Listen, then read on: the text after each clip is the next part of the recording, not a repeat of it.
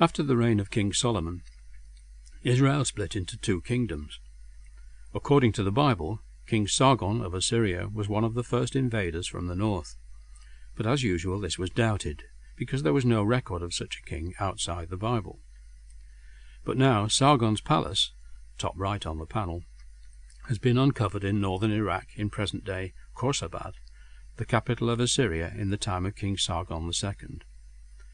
The panel shows the words that Sargon used to record on the walls of his palace how he ended the northern kingdom of Israel, also known as Samaria, in about 720 BC.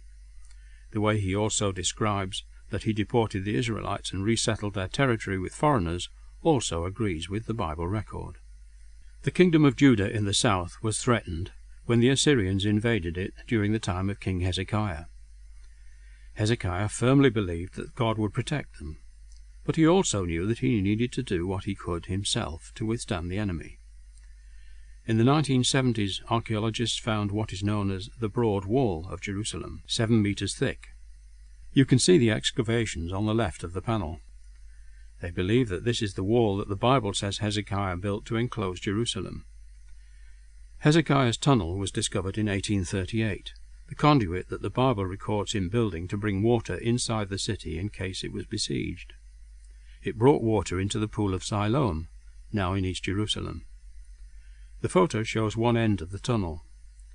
Today, tourists can walk all the way through it. It seems that two groups of workers dug from either end of the tunnel and met in the middle. It wasn't until 1880 that the Siloam inscription was discovered. It describes the moment the two teams met.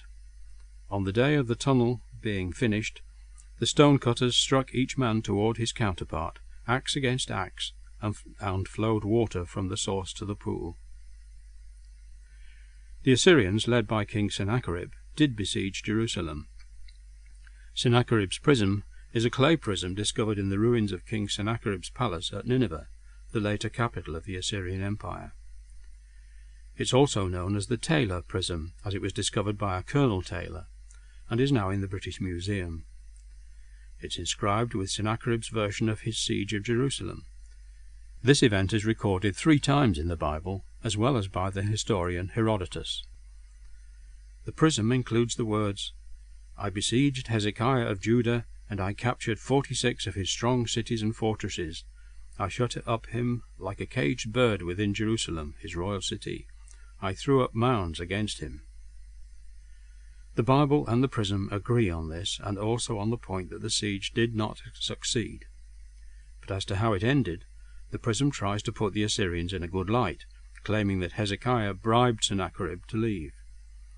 But the Bible records that the Assyrian forces were slaughtered one night by an angel, causing Sennacherib to flee.